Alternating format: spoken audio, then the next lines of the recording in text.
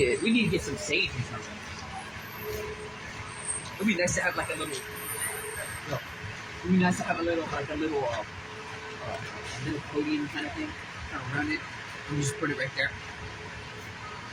The sage. The sage, like, or at least Yeah, like, well, not. I don't know. yeah. Okay. I have this small fever here. Right? Sure, a tiny podium.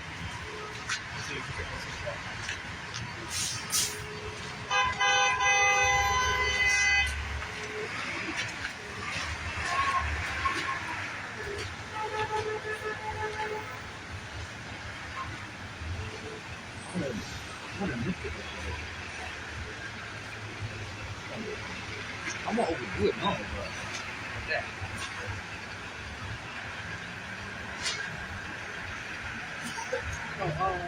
Oh yeah. My couch.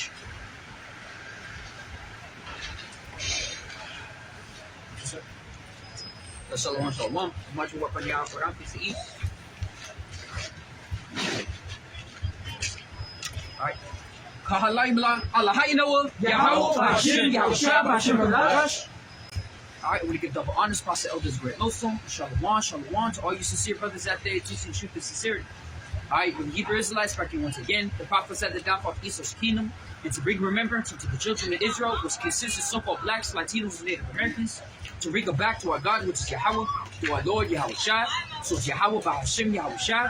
Yahawah's who was written because God. Yahawah, how will existed to be.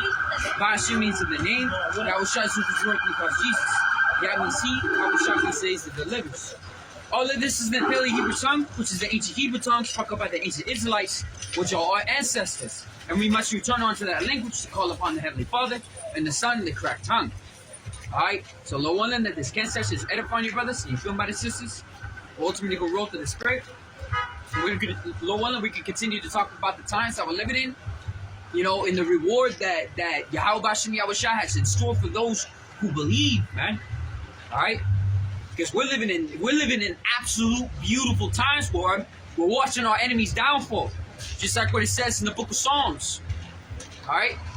We're watching the downfall of our enemies. Alright? The one who's ruling this empire right now. Ruling this kingdom. Alright? Who spread across his book and his philosophy to the four corners of the earth. That all the heathens are all partaking in. Alright? We're watching the downfall of our enemy. And we're going to watch the one that we're part of the elect. Us brothers that are sincere in the word of Yahawah BAHASHAM YAHAWASHI, you know, we'll be able to watch the growing of the kingdom. You know, being part of the first fruits. Alright? But first we have to put in work now and continue to do the work of which we're doing now. Alright? So that we can make it to the kingdom. So that we can make it and receive the end of our faith. And receive our reward. Adam Ratazah. Abaratazah. Alright?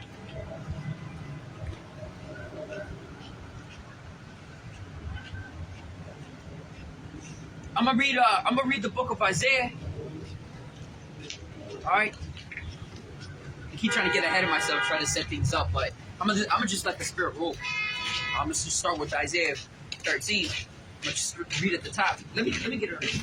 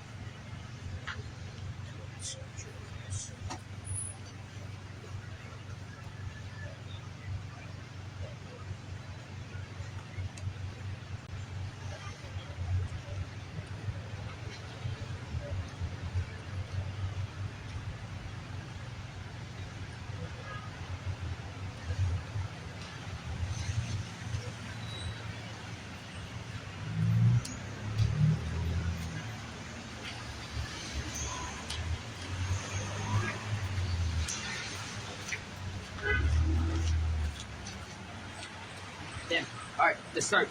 This is Isaiah chapter 13, verse 1. It says, "The burden of Babylon, which Isaiah the son of Amos did see, lift ye up a banner upon the high mountain, exalt the voice unto them, shake the hand that they may go into the gates of the nobles." All right, it says, I have commanded my sanctified ones, I have called my mighty ones to mine anger, even them that rejoice in my highness. The noise of a multitude in the mountains like a great people, a tumultuous noise of the kingdoms of nations gathered together. The Lord of hosts mustered the host of the battle.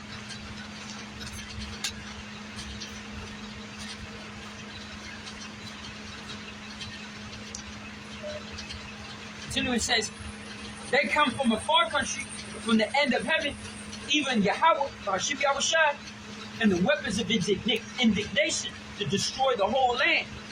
All right, and that's mainly talking about, first of all, starting with the truth, because the truth is spread across the four corners of the earth, and we're out here openly declaring war upon the hierarchy, I believe that's the word, of this kingdom. All right, of this world. All right, the ones that hide in the shadows, we're declaring war upon them by YAHAWASHI. We're coming over and heralding in the kingdom, as Apostle Rimron says. All right, we're heralding in that kingdom.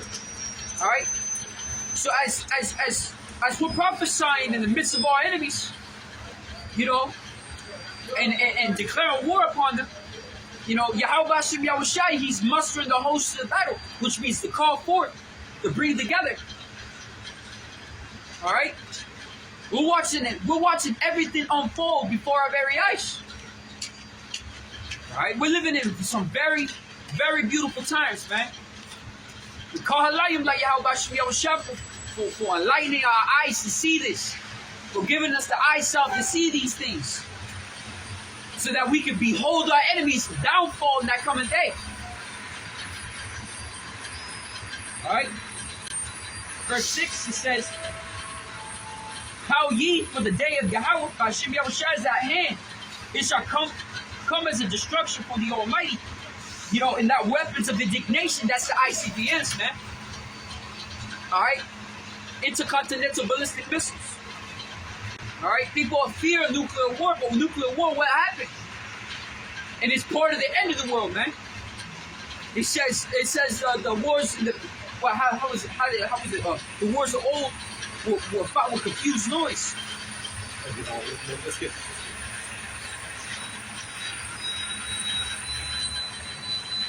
This is why Yahushua was talking about weakening the nationality. In that oven. He always talk about the end being with fire, and that fire isn't coming from what the wacky Christians talk about, coming from Satan and everything like that. No, it's coming from the Heavenly Father. That's the weapons of His indignation. He created the smiths that blow the coals in the fire, man, to create that weapon. But these wacky Christians, they give Satan and their doctrine too much credit. How they say that Satan grabbed like 2/3 of the angels and rebelled. What the fuck? What is that bullshit? That's off. Because Satan is he's an agent of YAHAWASHI. He's an angel. He's an angel. He's the left-hand archangel. Just as Michael's the archangel on the right-hand side, Satan is the archangel on the left-hand side. All right, but Satan bows before the Most High. He serves the Most High, and he desires to serve the Most High, just as Michael the archangel desires to serve the Most High. Just as Yahawah's meat was to do the will of his Father, the meat of the angels is to do the will of the Father as well. Them saying that it's basically on them belittling the Most High. Mm-hmm. You're just saying that the Satan gathered the 2/3 of angels in the left hand or some bullshit like that. You just talk about that even the angels tremble at the Most High, man. The angels in heaven. Now also refers to demons too. Yeah, because the angel, the demons are angels to the left hand side. The word angel means just a messenger. All right, but if you read, if you say angel in the ancient Hebrew tongue, will be malak, a malak. All right. Right here it says, Joel chapter 2, verse 1. Again, there was a day when the sons of, I'm saying verbatim, the sons of God came to present themselves before Yahweh, and Satan came also among them to present himself before Yahweh. And Yahweh said unto Satan, from whence comest thou? And Satan answered, Yahweh. And Satan answered Yahweh and said, from going to and fro in the earth, and from walking up and down unto it. In other words, What was he doing? He's answering Yahweh. He's not going to go like, who the hell are you? I ain't going to answer it. I am Lord of heaven. Nah, man. He was gathered with the rest of the sons of the Most High, which are angels. All right, and when Shaitan answered the Most High, you know, he was going up and down, to and fro in the midst of the earth. What was he doing? He was doing his job, going around being a tempter, being causing people to go astray, and judgment would be cast. You know, he commands the left-handed angels, man. He's the archangel. He's the leader. He's the head. All right, that's what Shaitan was doing. Back again, man. You know, Shaitan is not the one who's going to bring the indignation of the Most High. Yahushua is the one who's going to bring the indignation of the Most High. All right, Yahushua is coming in the power of his Father, in the glory of his Father, and he's coming to wreak havoc. And yeah, Shaitan is going to be amongst them. You know, Satan's going to be amongst them. Yo, you got Edom praying to Satan, man. You know, thinking that Satan is on this side. What do you think Satan is up for? Yeah, you're on your own. Yeah, you're on your own. Satan's going to backstab Esau. And guess what? That's his job anyway. That was his job. Yeah, backstab. Yo, I can see Satan's like, he's waiting for that chance. Like that reminds me of a brother's dream, where they had a dream. I'm not sure if it was a brother or if it was a brother's wife, but one of them had a dream, and it was about one of these Rothschilds. It was around the I'm going a little bit too fast, but one of the Rothschilds they went to go pray to back to their god, their demon, and it wasn't answering, and they were freaking out in his dream. These heathens had no idea. Why do you think? That goes into that scripture, you know. What is it? Go to your. Go and cry unto the God you have chosen. That one? No, is it procrastinators? Oh, go to your monkey procrastinators. You know, the stargazers. Because even though Esau's going to go to that, you know, it's not going to answer. It's not going to get an answer. Yo, everything bows. He's going to try to look for signs. He's going to try to look for anything that can fall for his just say on his side, to fall on his side, for him to have an advantageous what's the word? An advantageous ability over something, you know, as he always believed that he had, you know, because there are stories about Esau being able to peer into possible futures or whatever using technology and such. However, that's what they got a company that is called Oracle. Yeah, that was I think it's called Oracle. Which goes back to the Greek, you know, that they use these Greek witches that can see through like a glimpse of the future. You know? Yeah, they like say, trying to tap on the left-hand side. We have an omen, you know? Which they say, tell us, what do you see? I see great futures and all that. I'll tell you what, just turn left, and then after left, then you turn right, and after left, go up, then go down, and you'll be all right. Whatever the case may be, you know? But Esau won't be able to see nothing like that. You know, that day. Oh my goodness. Man, Esau's dumb as hell, bro. Like, everything bows to the Heavenly Father. He's the creator of the heavens and the earth. Like, Bro, he created everything. And Esau likes to use the eagle.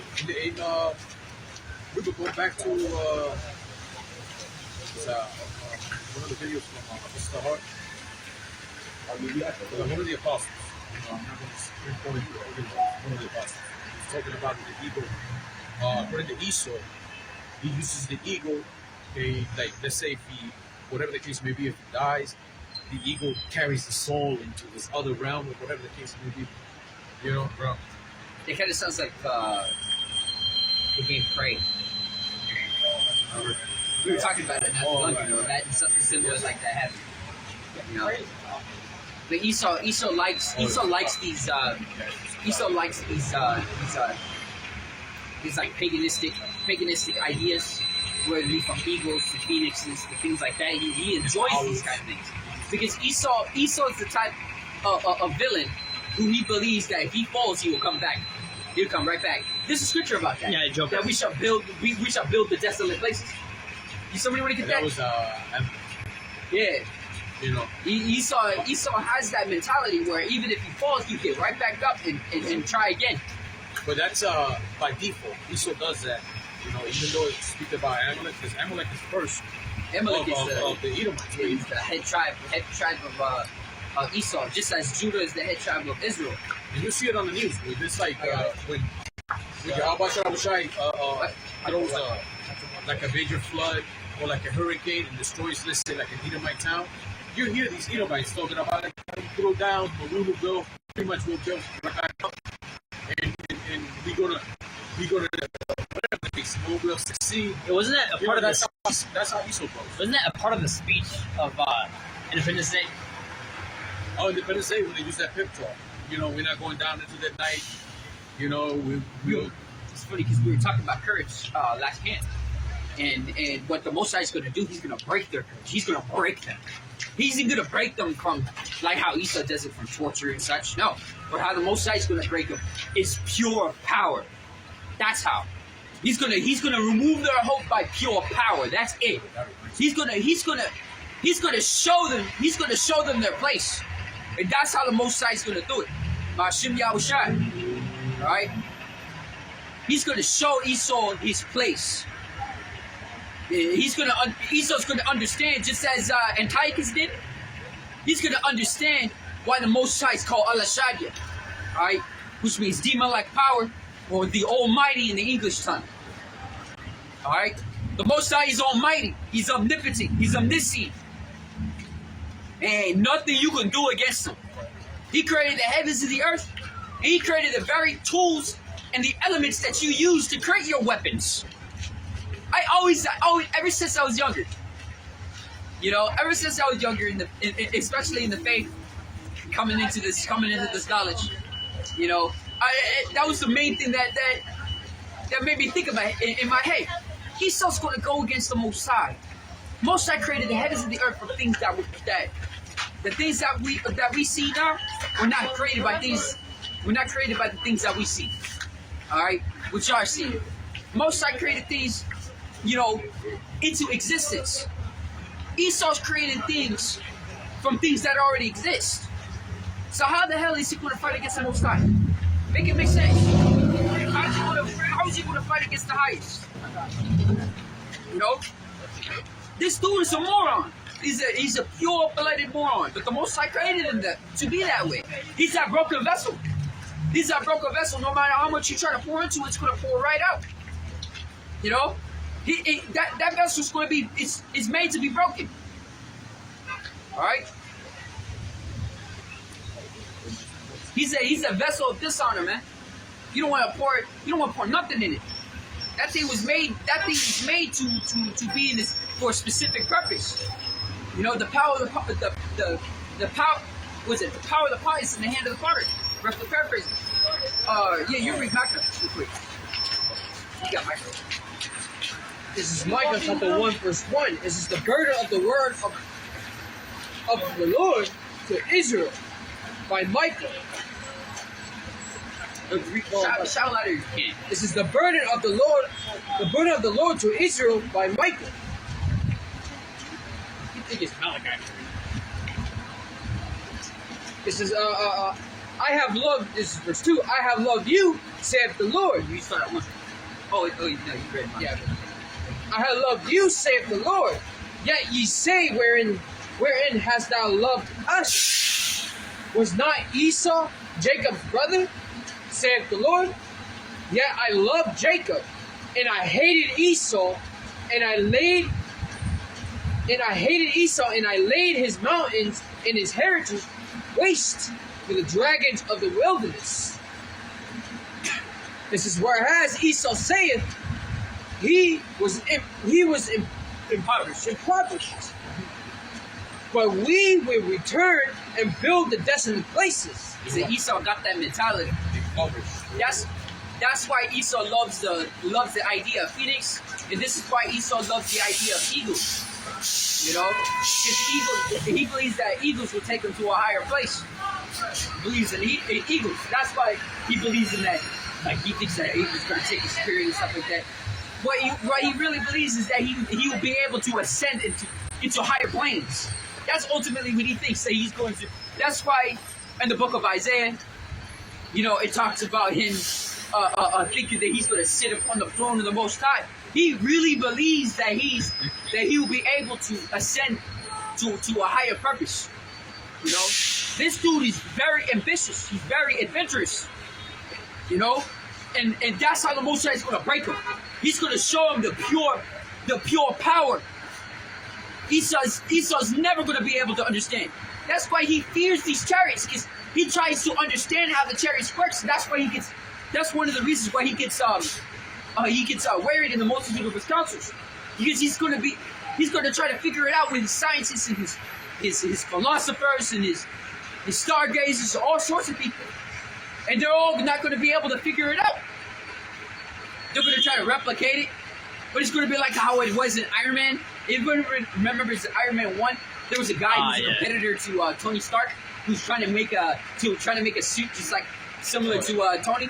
Yeah, he got pissy with one of his assistants. And he put on he showed a video with an experimental thing, and it showed the suit twisting, and pretty much killing the guy inside. You know, and he tried to replicate it. Is what I'm trying to get at. He tried to replicate something that was perfected.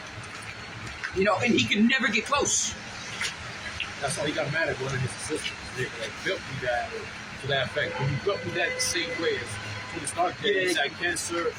He said he built that inside a cave out of nothing. You know, however he said it. You know, that's how I imagine it. Because I can imagine the higher ups yelling at his underlings to make it, replicate it. I don't care what it takes, who you need it, who you need to make it, get it made. You know, time is running short. He built his suit in a cave with a box of scraps. Yeah, I think that's what he said. I got the word for impoverished.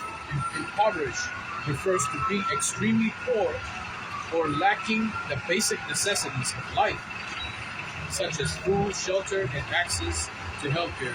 They often describe individual, families, or communities that live in a state of economic deprivation, leading to the lack of resources for a decent standard of living. The term can also relate to the broader context of societal and economic conditions that contributed. Okay, that's the whole point. It's poverty. That Esau's supposed to be like the base. He got he builds his cities. The Most High casts them down. He destroys those cities. But Esau has always had that mentality that he's gonna build back up. He's gonna build back up. It doesn't matter from where and how. No, in the kingdom, you're never gonna build back up. You're never gonna have a It says what was it? Prepare slaughter for his children for the iniquity of their fathers, so that they shall not fill the face of the earth in cities. From the paraphrase, they're like roaches, man. YAHAWASHI ultimately, you know, in the kingdom after 1,000 years, he's going to bury us. He's going to bury him. That's below base. That's pretty much like destroyed. Like no more. No more the house of Esau. That's it, man. haven't finished the verse.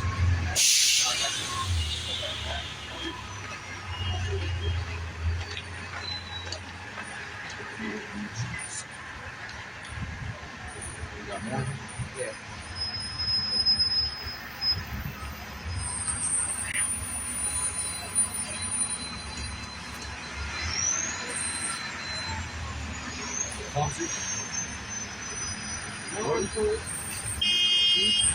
Let's start verse 4 again. This is Malachi chapter 1, verse 4. This is where it has. Edom saith, we were impoverished, but we will return and rebuild the desolate places. Thus saith the Lord of hosts, they shall build, but I will throw down. They shall call them the borders of wickedness, and the people against whom the Lord hath indignation forever. So he's the border of wickedness, man. He's doing it by he does all kinds of wickedness in the earth by default, anyways. You know, Yeah, he's that son of perdition, man. Yeah, and you see even by the PDF file, it shows how he actually is behind closed doors, man. How he drool over things, he craves for shit that's hard to imagine, you know, and shit too. He craves for shit literally because that's in the PDF file too, you know. But it shows him by who he is, you know. He's a nasty animal that he makes cockroaches go like, ew, you do that? No, You know? talking about it. I was talking about that, like you don't want to compare Esau to the cockroach. It's a disrespect to the cockroach. Yeah, because even a cockroach, even a cockroach is a benefit to the earth. Shit, even the cockroach got laws. You know? Yeah, Esau, he's a nasty animal that has no benefit for anything. So he has to be put down. It's a plague. He's a poison up. to the earth, man. How you say he's like a walking parasite, man. Man, He what the destroys hell? everything he touches, man. He literally, man, one of them even said that if he dies, he wish he comes back as a virus. Yeah. What the There he hell, goes. bro? There he goes. Wait, you guys didn't know that? I didn't know. You didn't know that? I got. I'm gonna read verse 5. I forgot who said that. I don't know. It was some higher guy. I don't remember. But I remember brothers mentioning him before. I also saw him before. I seen him on a video before. And he said that. He said if he dies, he wishes that he comes back as a virus. He's a poisonous creature. That's what it is. What? He's just a poisonous creature. It says, I'm gonna read verse 5. This is Malachi chapter 1, verse 5. It says, and your eyes shall see, and ye shall say, the Lord will be magnified from the border of Israel. Yo, I'm gonna read this in the NLT. I don't know what you're gonna read then. The scripture you just read. Oh, that okay. But I'm gonna start at verse 4. This is Malachi chapter 1, verse 4, NLT. It says, Esau's descendants in Edom may say, we have been shattered, but we will rebuild the ruins. But Yahawah of heaven's armies replies, they may try to rebuild, but I will demolish them again. The country will be known as the land of wickedness, and their people will be called the people with whom Yahawah is forever angry. When you... It says, when you see the destruction for yourselves, you will say, truly, Yahawah's greatness reaches far beyond Israel's borders. Damn, man. It's gonna be a fucking crater. You see, we acknowledge YAHAWASHI, YAHAWASHI, and the things that He has done for us. You know, when we come into this word, when we came into this word, we receive the eye self, the water YAHAWASHI, YAHAWASHI. We're able to see the things and understand the things in which the Heavenly Father has done for us, and what YAHAWASHI's purpose was when He was on the earth. All right, and what He did, what He did for us. You know, that Thanksgiving, man, that thanks gift that YAHAWASHI, YAHAWASHI has given us. You know, that free gift. All right, so when since we're in this word, you know, and we understand on the things that the Heavenly Father has done, and we get praises for the things that even all the way back in the past that YAHAWASHI has done, and what He's going to continue to do. All right. Yo, man, you know that the kingdom's gonna be that real Thanksgiving, and not this bullshit here. Yeah, like Thanksgiving is worse. It's why I said Thanksgiving. That's what it is. Yeah. That's just celebrating our death. Man, bro, why would people want to stay here? This whole kingdom was literally built on blood, and you already see behind the scenes what the leaders of this kingdom is still doing. Why would Jake want to partake in this place, in this hellhole? This is Ecclesiastes chapter 17. Let me start at 5. It says, they received the use of the 5 operations of the Lord, and then the 6th he imparted them understanding. In the seventh speech, an interpreter of cogitations thereof, counsel, and a tongue, and eyes, and ears, and a heart gave he them to understand. Well, withal, he filled them with knowledge of understanding, and showed them good and evil. And we especially know that now. We especially can discern between right and wrong. All right. It just says the teacher's the apostle of apostles the heart. You know, has said, you know, we gotta learn wickedness so that we can appreciate righteousness. All right. Yeah. You know, we have learned wickedness so that we can appreciate righteousness. You know, and I was listening to a bit of Elder Maka'ala, and he played a little bit of that clip too. I think this was from Abba Billings, but correct me if I'm wrong. You know, he's talking about. No, I don't know. I didn't see the video. I was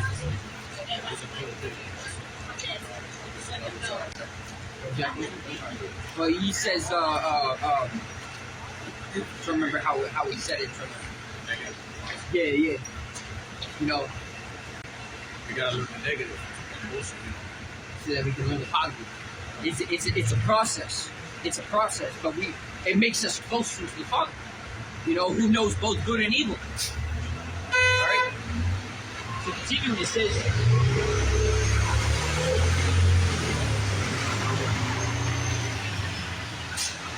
Verse 8, it says, he set his eye upon their hearts, that he might show them the greatness of his works, and only what? I was going to say it. Verse 9, it says, he gave them to glory in his marvelous acts forever, that they might declare his works with understanding. Verse 10, and the elect shall praise his holy name. Why is that? Because the elect is going to be the ones who truly understand it from deep down, man. From like going to understand everything that the Most High has done, you know, and the purpose of it. You see, that Israel back then, they thought the Most High didn't love them because the things that they were going through.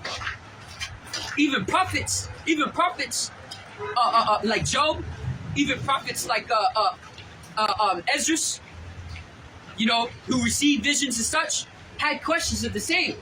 If we're the chosen people, why do we have to suffer afflictions and such? If the earth was created for our sakes, why are the heathen ruling over us?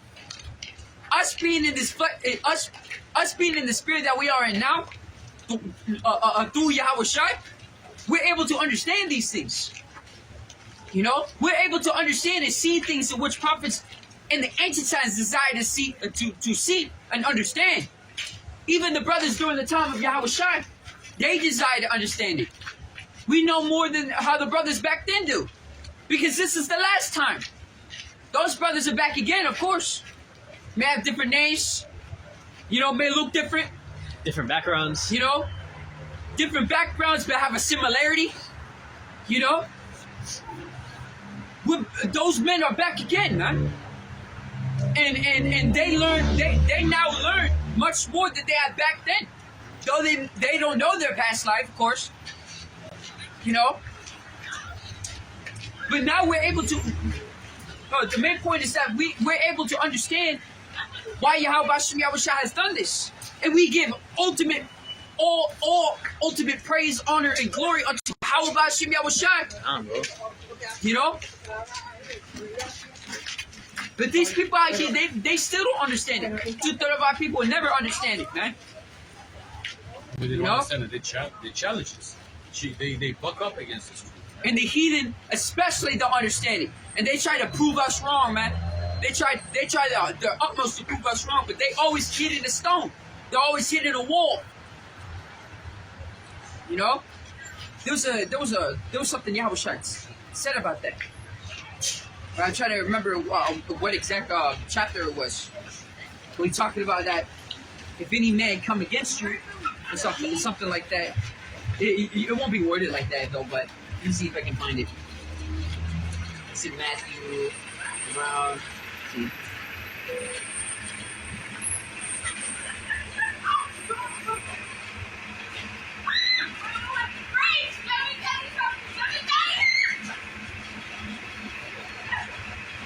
Alright, give me a second just so I can see if I can find this.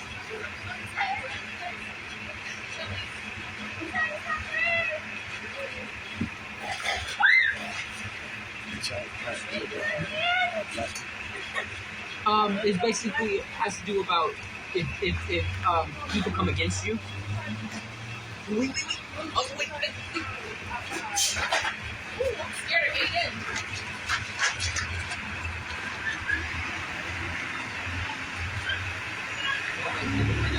Yes, I got it.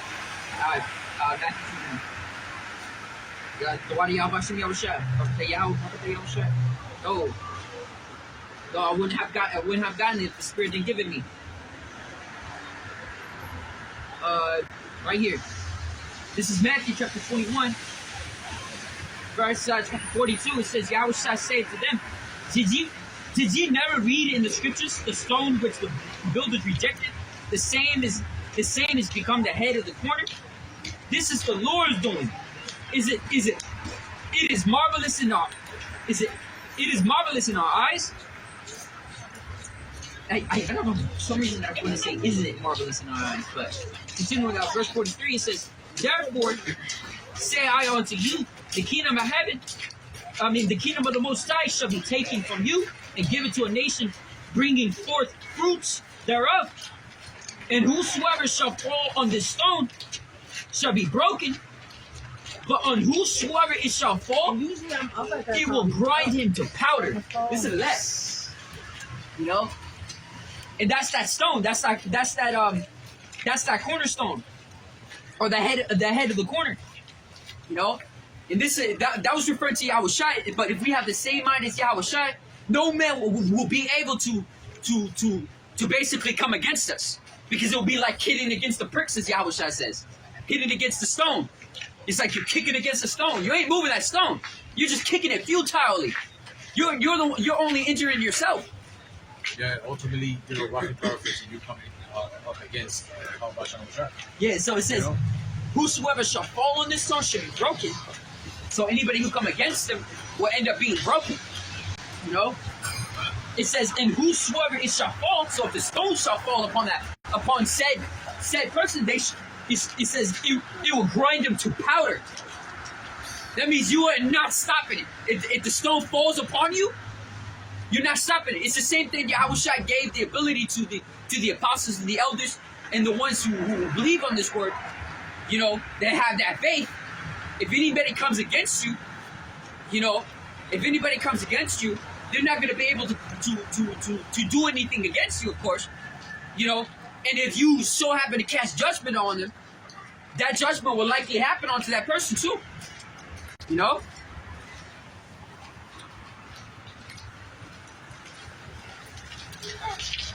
That was it. That was the main point. Let me see.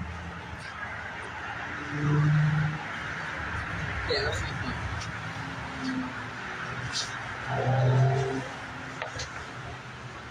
Man, I love that when I was hearing that, man. I was hearing it. I was listening to the Bukhari on the video. I was just like reading it along. But yo, man, yeah, it's beautiful. It's beautiful. The YAHAWASHI, the truth of YAHAWASHI YAHAWASHI, ain't nobody able to come against it. All right. This is why we are able to stand firm and confident in YAHAWASHI YAHAWASHI and stand out here amongst all these people. A lot of them don't even give a crap. They walk across, they walk past, they don't give a crap. You know, but the people who come over, you know, there's a lot of people that try to persuade us that this is not it. It ain't even working, man. Yo, there's countless people like that. A lot of people try to destroy this. It ain't gonna work. Still out here. We're persuaded in our own minds. Yo, this is why this is called a sound doctrine. This doctrine is sound. It's immovable. You can't take away. You can't take it away that ability. You know, that ability that the elect got. You can't take that away. That's why in Wisdom of Solomon, the 2nd chapter, they talk about proving his patience. You know, that's a heathen. That's a heathen, man. Mainly Esau. He's going to try to prove the patience of the elect. Also, when it's true, you don't supposed to do too much either. You do too much. You know, like you see how like you're trying to do like 10 steps, like over the top, than what the scripture requires you to do, man. You know, like I'll give you like the YAHAWASHI shit. You know, that 10 up face and everything. Yeah, that's superfluous, man. They're going above and beyond. You want me to get that word superfluous again? No, superfluous. Yeah, superfluous. That's it. Yeah.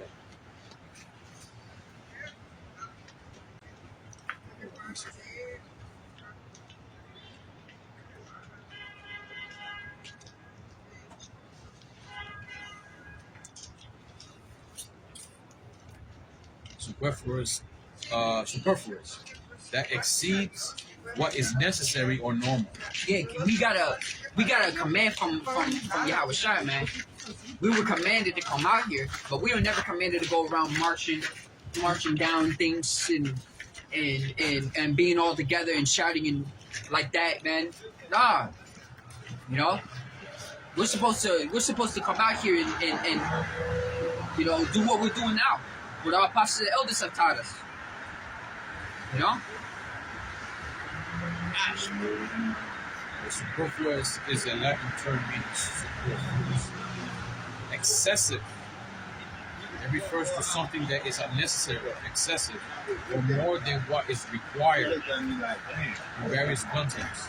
It can describe surplus items or other activity that goes beyond what is essential or needed. In modern English usage, it often connotes extravagance, wastefulness. It goes back to vanity because when you do too much in the scripture that doesn't require it, you're basically going back to vanity. And you see the way that a lot of these superfluous dudes act. You know, it's not edifying. It's not edifying. It's like calling over. It's like calling over somebody. You can clearly see if you're a man of the spirit. You can clearly see that man don't got the right spirit on him. You know. And you're still calling that man over so that you can make a content for your video. Like the that's a superfluous attitude. You know, was it not said in the scriptures that you know, that we're only out here for sheep meat for repentance? You know. Like debate that's superfluous in itself too. It doesn't build anything. You know, all it does is just. It will entertain the anybody that is not in this truth, pretty much. That's it. You know, doesn't teach nothing.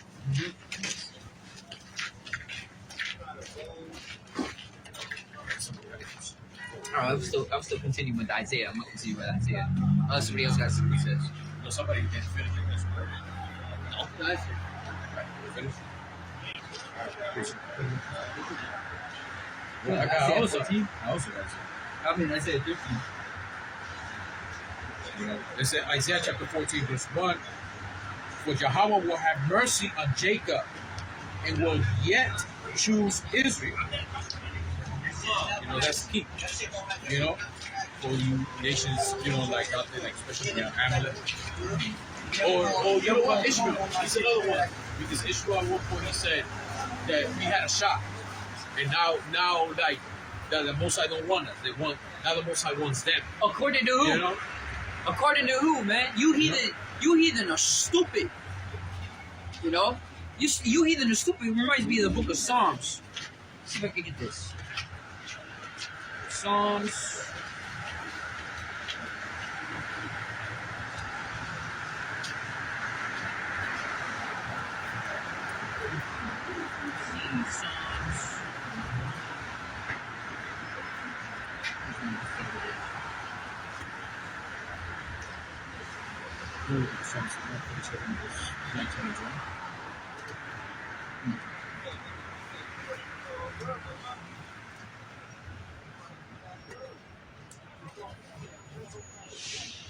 because the promise only rests on Jacob, man. You know that these other heathens like Amalek would say, he just stops with Abraham. That's it. But you notice they never mention Isaac. They don't mention Jacob. You know, the promise starts with Abraham, and it rested on Jacob. How come they don't say that, Jacob? You know, and when you say something against them, no matter what, then they call it anti-S. You know, which goes back to Shem. Anyway.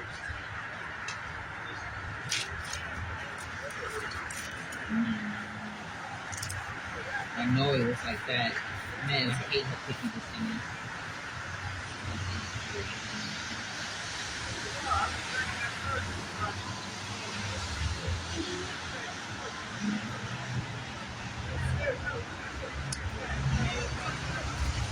Yeah, I'm gonna be real quick.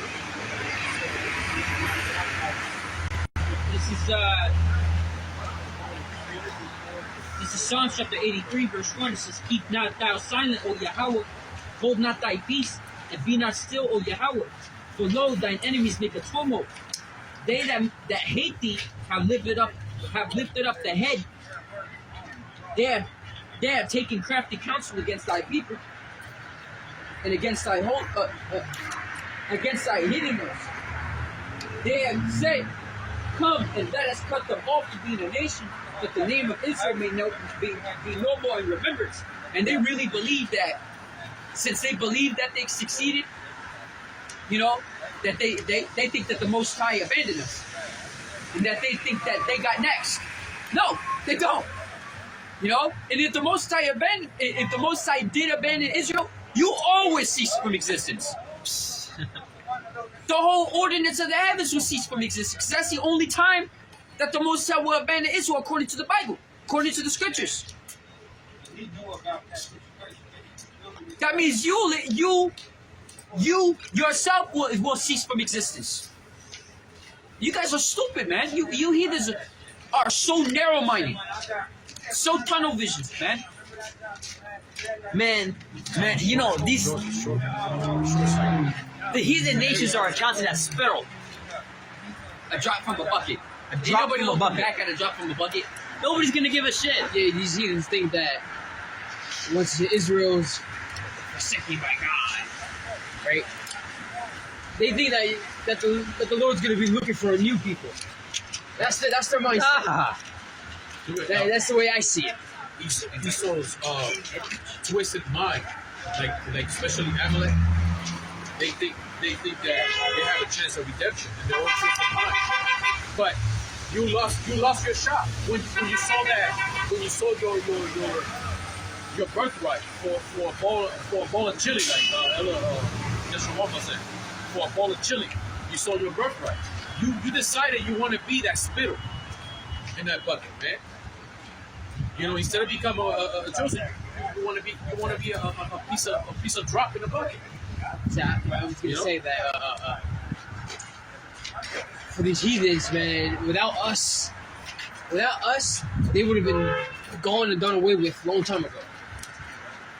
Hey, Esau was never chosen for that birthright.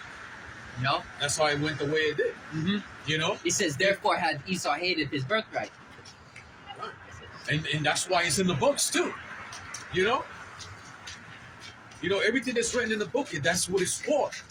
So we can learn about it. And we can learn who you are. He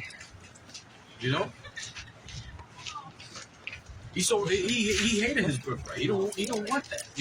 And these other nations, they think just because now they have all these advantage, they think the Lord's actually with us. We do have a chance. You're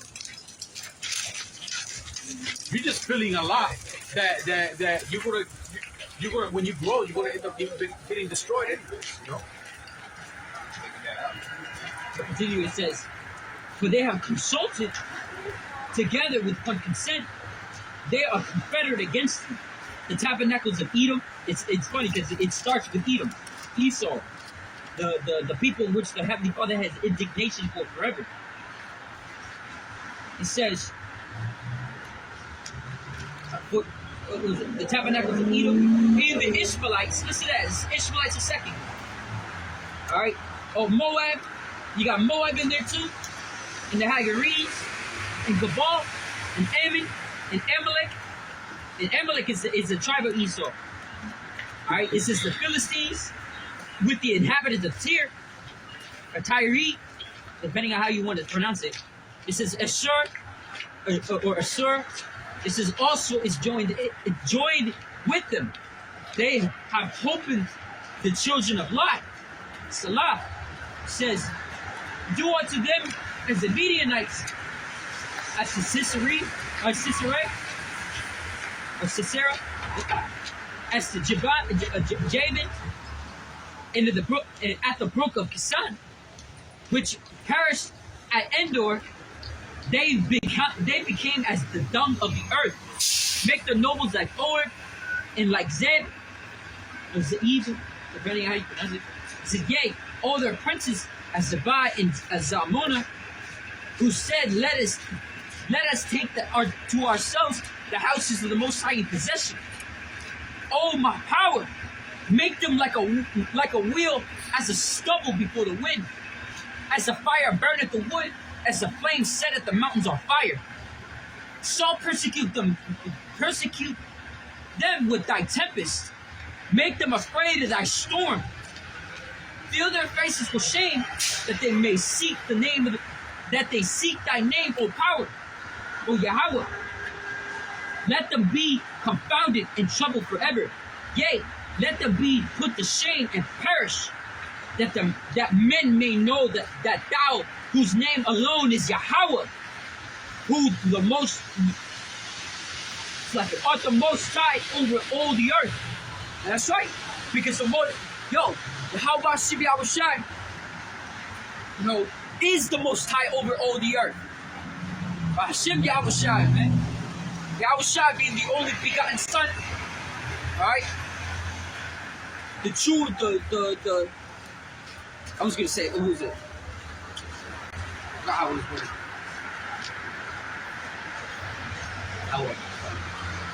What type of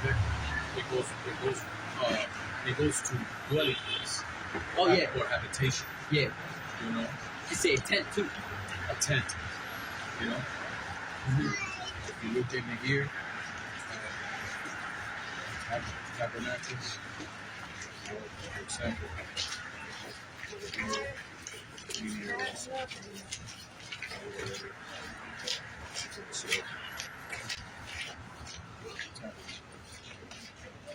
and it goes dwelling place and dwellings, habitations, tent, residence.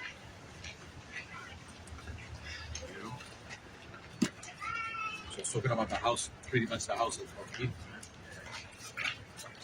The house of Edom he's gonna get destroyed completely, man. There will be no remembrance.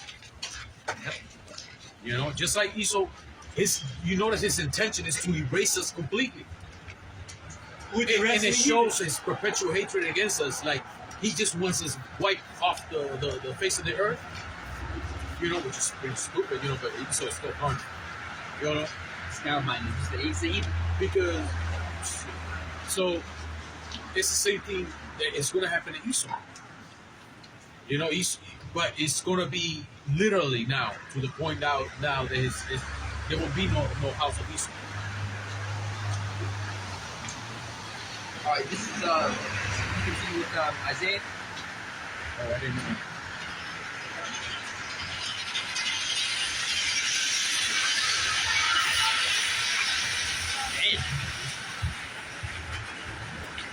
We were here yesterday. So. Yeah.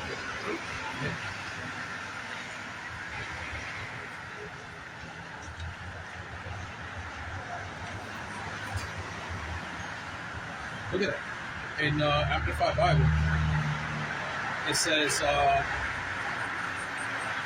Isaiah chapter 14, verse 1 in the Amplified Bible said, "For Yahawah will have compassion on Jacob, the captives in Babylon, and will again choose Israel, and will settle them in their own land."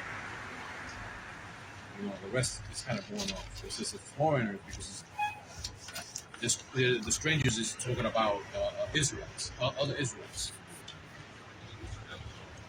Will join you. See? You can consider this if you got Israelite foreigners.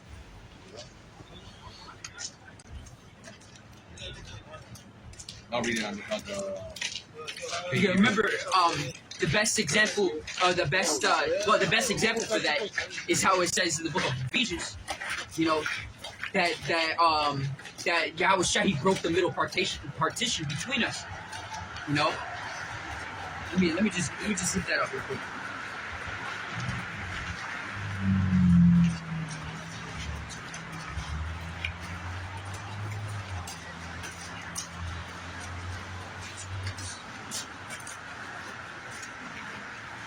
There it is. Yeah, please. Hey, this is Ephesians chapter 2, verse 14. Oh, let me start at 11. It says, "Wherefore, remember that ye being in past time Gentiles, in time past, Gentiles in the flesh." See that? Listen to that. Gentiles in the flesh. This is what it's referring to. You know, a lot of you wacky techie Christians, a lot of bozos out there, we gotta keep nailing this point because there's a lot of morons. Man, ever since I was small, I remember telling my dad that I always thought that I could at least negotiate with people, like talk to people, try to make them understand. Man, as I got older, I started to realize that there are actual stupid people. Like that, no matter how much you try to explain to them or negotiate with them or prove them wrong or anything like that, they still will never get it. Either that they either get it or refuse to accept it because they have too much pride or anything like that. It's just so many scenarios on why they won't take it, you know. But the Gentiles is referring in there is not referring to the heathens. It's referring to Israelite foreigners, Israelites who have fallen away from the customs of their forefathers. All right, you so-called blacks, Latinos, Native Americans, all of us in America, all of us are considered Gentiles. You know, all of us, every single one of us, we were considered Gentiles before coming into the faith, before coming in and learning that we're Israelites. We're calling ourselves the bywords of the heathens that gave us this name, or we're calling ourselves in the title of the heathens. You know, You still see some Jake either given to us or we may look like them, following their customs and shit like that. We call ourselves that. You may even got a brother that looks Asian, calling himself an Ammonite or Moabite. You know, of course not like in that title. They're calling themselves Japanese or Chinese, or you know, you got some dudes calling themselves Italian or anything like that. It's just whatever other word, you know. But before coming into the faith, that's what we believed that we were. But coming into the faith, we understand who we are now, man. All right, we were all Gentiles, but they still YAHAWASHI, and through YAHAWASHI's blood, our Lord, man. You know, we're able to come in and are regrafted in to the body of Yahawashi. You know? So I'm gonna continue. It says, wherefore remember, in Ephesians chapter 2, verse 11, it says, wherefore remember that ye being in time past Gentiles in the flesh, who are called uncircumcision by that which is called circumcision in the flesh, made by hands, that at the time you were without a Mashiach, being aliens from the commonwealth of Israel, and strangers from the covenants of promise, having no hope, and without the Most High in the world. And I want to put this out here real quick, you know, because it was pointed out by Sir Document, you know, but a couple camps ago, I should correct myself when I said, you know, that the tribes don't matter. The tribes do matter, all right? But we don't know what tribe exactly we're coming from, like script, like we're actually from, because we could be from any tribe, you know. But the tribes do matter, so don't get that in your head and be dumb about it, you know. The tribes do matter. Besides, it says in the book of Revelations that there's going to be 12 gates, you know, each representing each tribe, and they're going to be all adorned with gems, you know. That's why the 12 tribe chart is right there. Because it matters. It does matter. You know, the identities of our people, it does matter. You know. So I just want to clarify that, you know, because there are sheep and there are sheep out there that may take that and immediately think that tribes don't matter, but they do matter. You know, we don't know exactly what tribe we're coming from or anything like that. You know, but they do matter. Continuing, it says, this is Ephesians chapter 2, verse 11 again.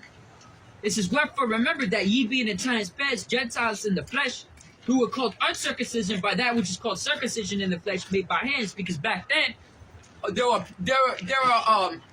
are people in the land of Israel that still follow they still tried to follow the law, statutes, and commandments. A lot of them were hypocrites, you know, a lot.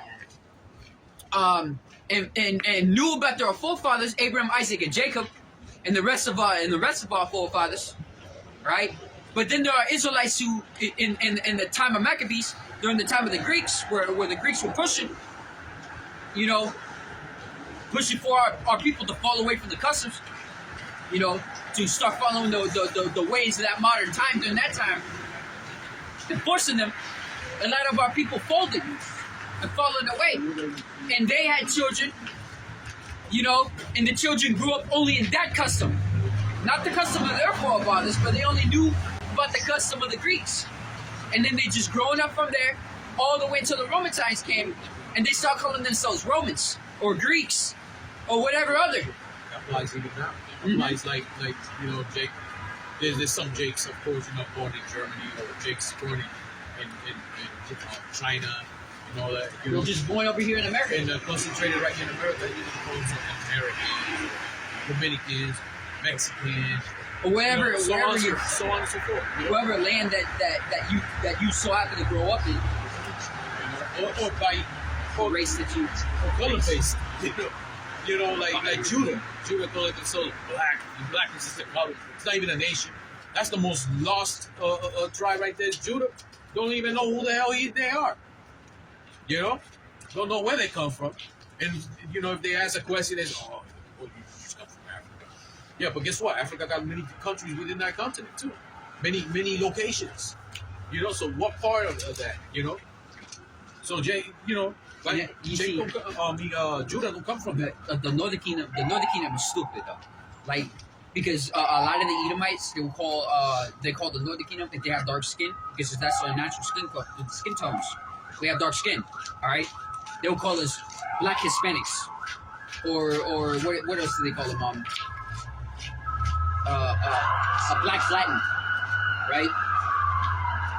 So our people, especially of the older generation from where I am, all right, and from my fathers, you know, older generation than that too. You know, our people from the Northern Kingdom, being the Simeonites, because we're Simeon, All right, we could be Judah, but we don't know. We could be Benjamin, Levi, we don't know. But the Simeonites, because I'm speaking for Simeon, but Ephraim does the same, Issachar does the same, Zebulun does the same, Naphtali does the same. All of them do the same thing. When those older generations, when they're growing up, they sought after lighter skinned women, mainly the men, so that when the men are with those women, and they had children with them, and their babies come out lighter, they believe that since they have lighter skin, that they will grow up better, and they will grow up accomplished, you know. And so they start hating on their brothers and sisters that have darker skin than them, you know. All of this was from our fucking enemy, man. But they start hating on our own people, you know, and it just growing up from there, you know, the hatred of our people. But of course, that's still the curses. But you know, I just want to put that out there because you got a lot of our people that's still called that are still called quote black Hispanics or whatever. But the word black that was placed upon them by our enemy, and the same thing with white, you know, because there's a symbolism behind it, and there's an I guess you could say ideology behind it. Where white represents pure and innocence, and black represents negative and without light or without hope, kind of thing. I was going to mention that a lot of these Simeonites, you know, darker skin, they don't like to be called dark skin or you know, per se black. They say I'm not black, I'm Dominican. You know, it's like what, you know? Yeah, it's stupid. It sounds like a baby. It sounds like a baby. Oh, something you hear Hope say. No. And me Hawk. Me know this, me Hawk. You know? Like, dang. It's unbelievable. Back to this. You can't reason with it. Yeah, you can't. You just can't. And that's why this truth is for the ones that have the eyesight, the ones that YAHAWASHI has foreordained to receive this word. This ain't for everybody. You know? I'm going to continue with this. This is Ephesians chapter 2, verse 12. It says, now in times past, without a Mashiach, being aliens, see, in times past, without a Mashiach, being aliens from the commonwealth of Israel, and strangers from the covenants of promise, having no hope without the Most High in the world. See, we were no different than the heathens, man. Before this truth, we were no different. Following after the prince of power of the air, you know, we were born, and after growing up, we start following after our first instinct. What we feel is right. All that shit. You know? Come on, man. But coming into this knowledge, we're able to realign ourselves with the way of YAHAWASHI and back to the way of our forefathers, our true ancestors. Alright? So continuing, it says, and strangers of the covenants of promise, having no hope without the Most High in the world. But now in the Mashiach YAHAWASHI, you are sons, ye who were sons, who are far off or made nigh by the blood of a Mashiach. That's right. And yo, now we're able, it's beautiful, man. Because in this truth, there's true brotherhood. Alright? There's true brotherhood. This is not no cult, man. There ain't no stupid ass fucking things, whatever the bywords that the heathen give us, man. You know? This is where our true ancestors are from, man. You got dumbasses out here that think that that Israel is about the small hats. No, it's not. You simpleton. Do your damn research. Those are the devil. The Bible speaks of. Yeah, I hate the fucking heathens in the land calling themselves us. Do your damn research. You want to search up 1948? It goes further back than that. You believe that shit? Yo, you got Elder Maka'Allah talking about it. You know, Elder Maka'ala talking about it, man. 14, was it 14, I think it was 1442?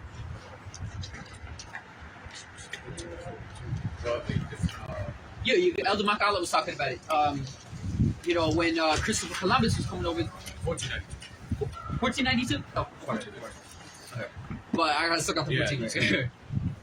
He said a Spaniard, but he was actually like Asian. Yep. You know? And that's why he took interpreters with him. He knew exactly where he was going.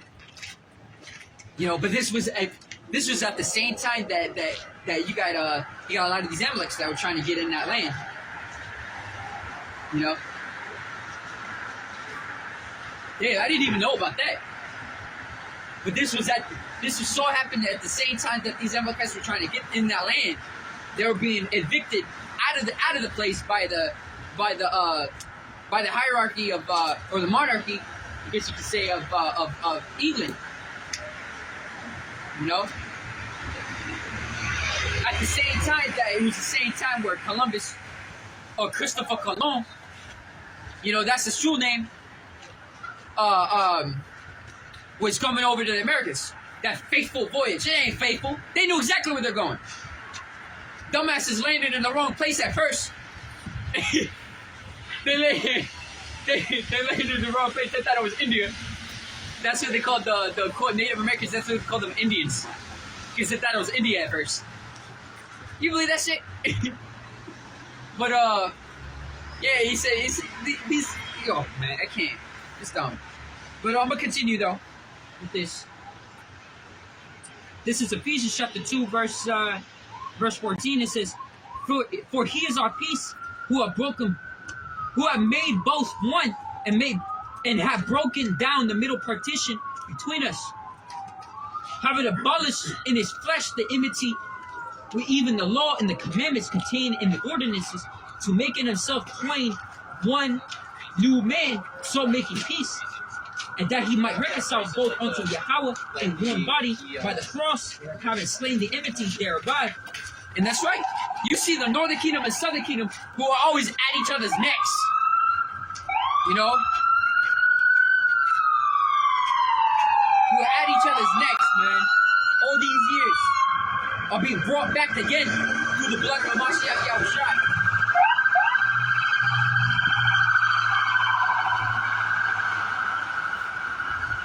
YAHAWASHI Yahushua, man. This is true brotherhood.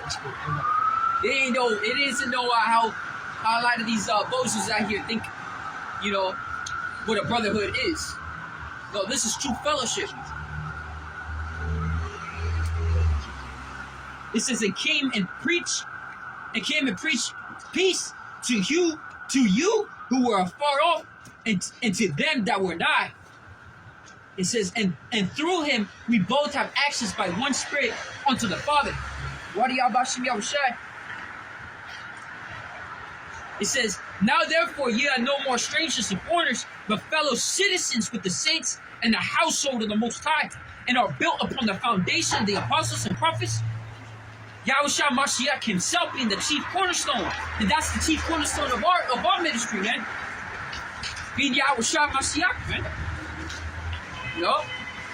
And to be a citizen, like, for example, in the kingdom, or in ancient Israel, you know, in order to be with the true doctrine of YAHAWAH, you know, which is a way of life, you know, we're not supposed to have, you know, the ways of this world, pretty much. It's supposed to be the ways of YAHAWAH, Mm-hmm. you know?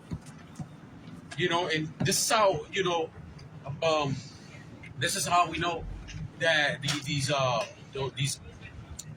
imposters out there, the tiny tops, you know, they're not the true people. The skull caps. They're not. I was looking at historical context, like where the black suit comes from.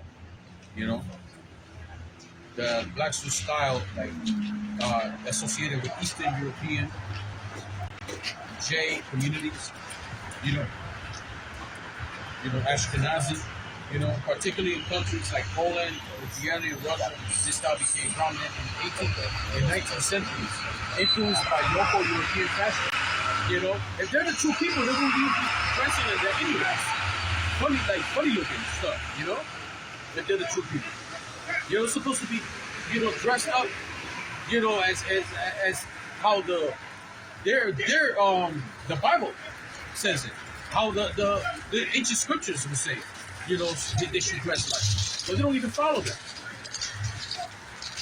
You know? Continue with this.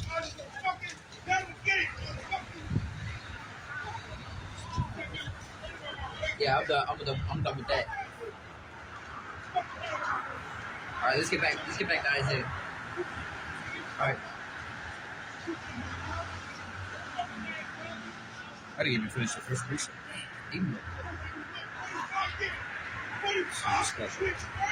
This is Isaiah chapter 13, verse 6. It says, "How ye, for the day of Yahawah is at hand. It shall come as a destruction from the Almighty. Therefore shall all hands be faint, and every man's heart shall melt. And they shall be afraid. Pains and sorrows shall take hold of them. And they shall be in pain as a woman that travaileth. They shall be amazed at one another. Their faces shall be as flames. Behold, the day cometh, saith Yahawah." Yahawah. Oh, it's like it. I skipped you ahead. Let me read it again. It says, "Behold, the day of the Yahawah cometh, cruel both with wrath and fierce anger, to lay the land desolate. And he shall destroy the sinners thereof out of it. This is for the stars of heaven, and the constellations thereof shall not give their light, and the sun shall be darkened in its going forth, and the moon shall not cause the light to shine. And I will punish the world for their evil, and the wicked for their iniquity. And I will cause the arrogancy of the proud to cease, and will lay low the haughtiness of the terrible." Damn, man. This place is very proud. These people walking around. You got men wanting to be women, you know, and they're walking around all proud. Like, ain't nobody gonna touch me. Ain't nobody gonna screw me, kind of thing. Yo, man, this place gotta go. I got Joel chapter 2, verse 1. "Blow ye the trumpet in Zion, and sound an alarm in my holy mountain. Let all the inhabitants of the land tremble, for the day of Yahawah cometh, for it is nigh at hand. A day of darkness and of gloominess, a day of clouds and thick darkness. As the morning spread upon the mountains, a great people and a strong, they had not been ever the like. Neither shall be any more after it, even to the years of many generations." It says there shall not be any more after it, even to the years of many generations. If this is referring to, let me see. That's something like that. Yeah, because there shall be there was nothing like it even to the foundation of the earth. You know.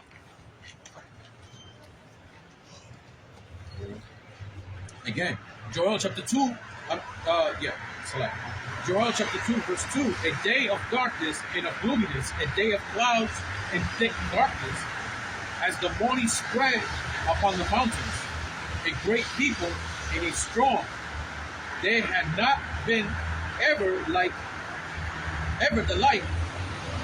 Neither shall be any more afterwards, even to the years of the generation." Yeah, it's referring to the ICBMs, man. You know, but after the ICBMs are used, that's it. They ain't coming back. There won't be There won't be no ICBMs in the kingdom. There'll be nothing like that. There won't be no need for it or anything, because it's in the kingdom. It's going to be pure, unfaltering peace. You know, and we're gonna make sure that. What do YAHAWASHI There will be anything used for killing. Yeah, man. No ICBMs, no threats of using nuclear bombs, no doomsday clock, no nothing, man. Nothing like that. Who wouldn't want that? In verse 3, "A fire devoured before them." Select. "A fire devoured before them, and behind them a flame burning. The land is as the Garden of Eden before them. which means in front of them. In front of them is like the Garden of Eden. You can imagine like cities, towns, grass, greenery. All right. And behind them, a desolate wilderness. So the best example that I love to use here is using Terminator. You remember when Terminator, you see a kid inside the plane. He's looking out in the plane, and you see him turning. He's like looking, and he sees missiles outside, and you see missiles. You see missiles going down like this. And you see missiles going across. You know, another good example is more recent one is Fallout. In Fallout, in the first season of Fallout, there was the part with the nuclears dropping. You can see in the distance the explosion, but where they are, it's still alright. It's still okay. But you see the explosion in the distance, and you know you can see it shockwaving across, right? But as it starts hitting more and more, then they start freaking out. But in here, you can imagine it. You can imagine it like a POV from the nuclear perspective. You know, POV from the missile. You already see explosions and stuff on the sides. You know, and as the missile's still going across, it has a designated target that's further in. So in front of them, it's still alright. But behind them, there's already nuclear bombs that already hit. So that's why there's a flame behind them. You know when it shows the missiles coming out of the silo in that movie intro? It shows the missiles coming out of the silo, but it has these two MP guards guarding the gate of that where the nuclear silos are, and they're caught by surprise because they see the missiles already coming out of the silo. They go like, "Oh, coming up," and they just got the news that, you know, pretty much. I mean, it's not like they were watching the news, but they caught by surprise, like, "Oh snap!" They hit that button. Wait, Yeah. on what?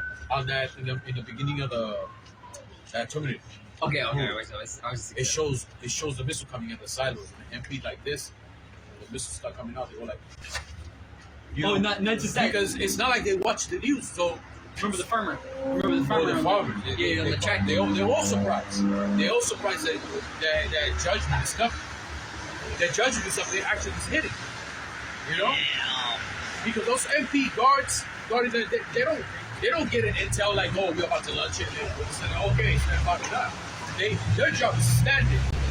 They're saying you guard that. Those followers are going to be most surprised because those followers never knew they had a missile on the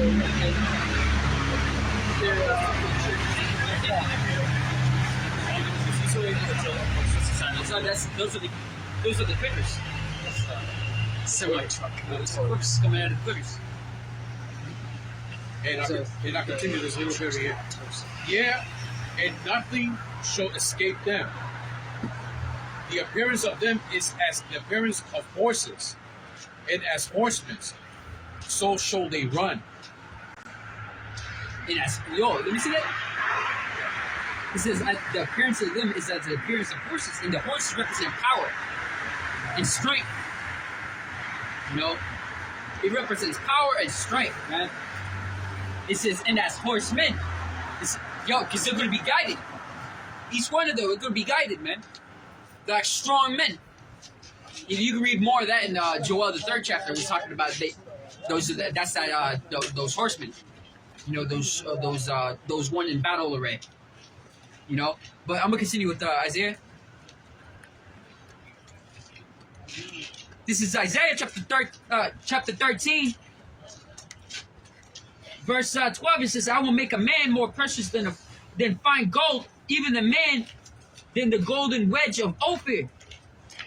You know, and why is that? Because there's going to be certain men that are going to be protected in that day. Somebody want to get that? Was talking about ye shall be a joy heart. I'm gonna get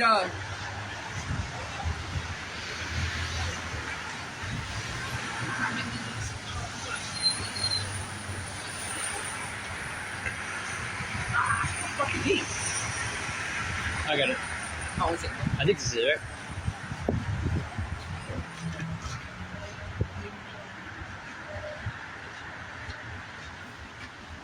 Yes, that's it.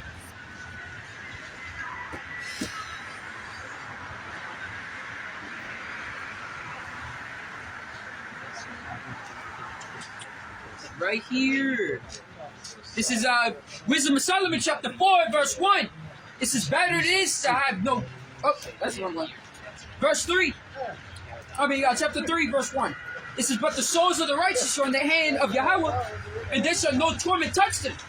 In the sight of the unwise they seemeth to die, and the departures take up for misery. And they're gone from us to be utter destruction, but they are at peace. For though they be punished in the sight of men, yet as the hope full of immortality, and having been a little chastised, they shall be greatly rewarded, for Yahweh proved them and found them worthy for himself. As gold in the furnace as he tried them, and received them as a burnt offering. And in the time of their visitation, they shall shine to and fro, shine and run to and fro, like sparks among the stubble. They shall judge the nations, and have dominion over the people, and the Lord shall reign forever. They that put their trust in them shall understand the truth, and such as be faithful in love shall abide with them. For grace and mercy is to his saints, and he has care for his elect. But the ungodly shall be punished for according to their imaginations, which have neglected the righteous and forsaken the Lord.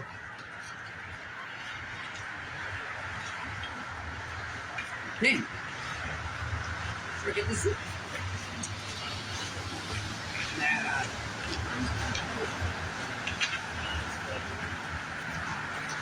Says he's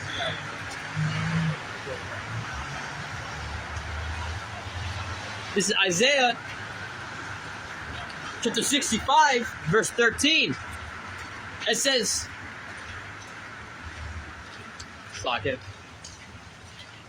therefore, thus saith the Lord Yahweh, behold, my servants shall eat, but ye shall be hungry. Behold, my servants shall drink, but ye shall be thirsty. Behold, my servants shall rejoice, but ye shall be ashamed. That's right. My servants shall rejoice, but ye shall be ashamed. And it reminds me of that scripture says, we keep mentioning it every camp, but this is the time that we're living in. We're growing closer and closer to the end, right? So as the scriptures talk about, it says that faith the truth shall stand and faith shall wax strong. You know? So read that last sentence. It says, behold, my servants shall rejoice, but ye shall be ashamed. We shall, no wonder that we're part of the elect. YAHAWASHI, YAHAWASHI. You know, we're gonna rejoice, but you're gonna be ashamed. Because we stuck with the truth, but you didn't. Alright? Can somebody get that scripture was talking about shut the door behind you? Or behind thee? I wasn't finished with this, was I? Okay, continue. This is Isaiah chapter 65, verse 14. It says, behold, my servants shall sing for joy of heart, but ye shall cry for sorrow of heart, and shall howl for vexation of spirit. It says vexation of spirit. It says they're going to be moaning and groaning in that day. Because they're going to have that anguish of spirit within themselves. You know, why didn't I do this? Why didn't I listen? Why didn't I do this? It was right there, right in front of me. You know how it says in Proverbs. The same reactions these people are going to have, man. They were right there. Why didn't I listen? I had it. And you're gonna start crying and groaning because you're gonna regret. I'm gonna get this. Yo, man, I like how it's worded in NLT. What is it? Yeah, I'm gonna read this. I'm gonna read KJV first because I haven't read this. You talk about it. This is Isaiah chapter 65, verse 15. It says, and ye shall leave your name for a curse unto my chosen. For Yahweh, for the Lord Yahweh shall slay thee and call his servants by another name. And it says in NLT, it says, your name will be a curse. That's like it. Your name will be a curse word among my people, For the sovereign Lord Yahweh will destroy you and will call his true servants by another name. I like that. Sovereign Lord Yahweh. Beautiful, bro.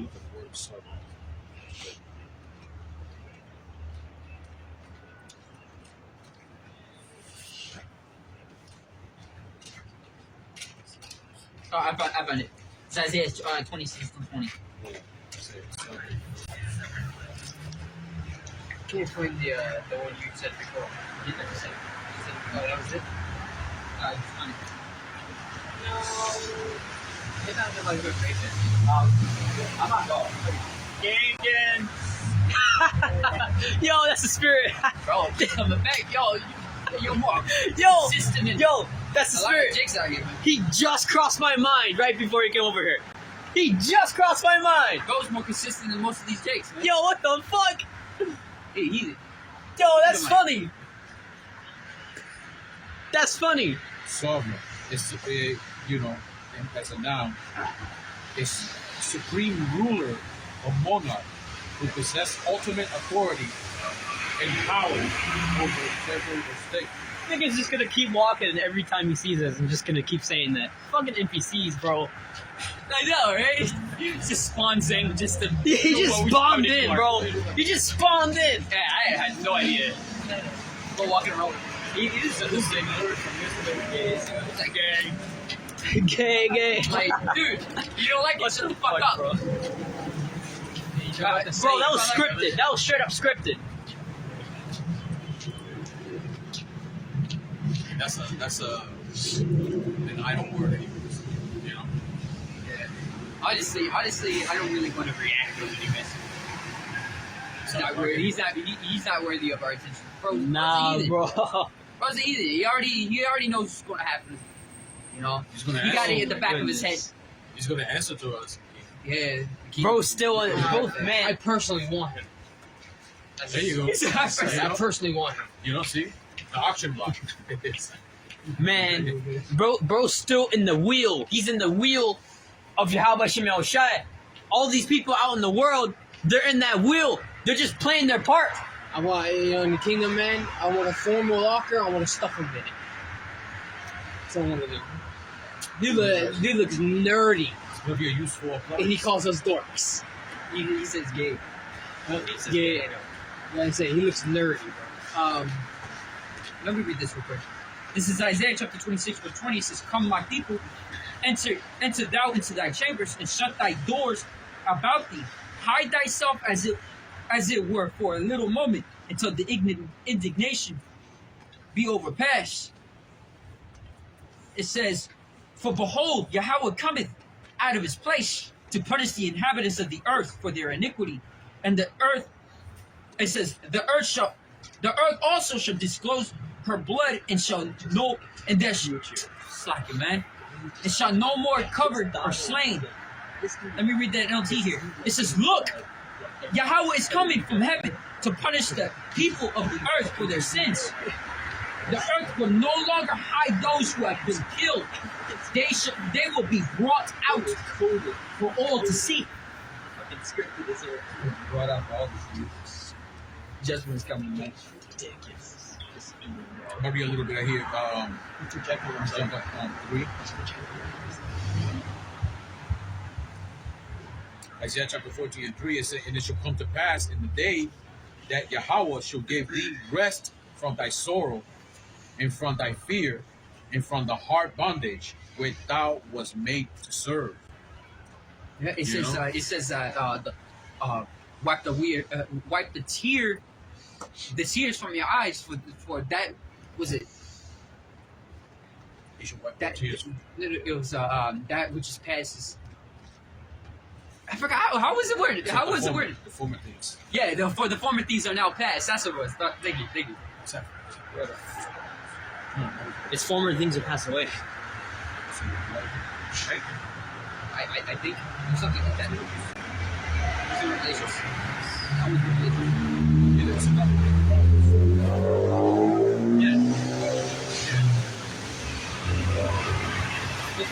Yeah. You can read that.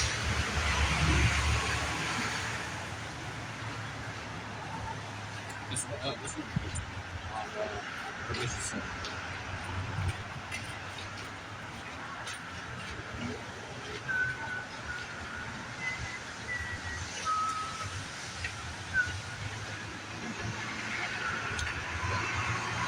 I'm gonna start from the top.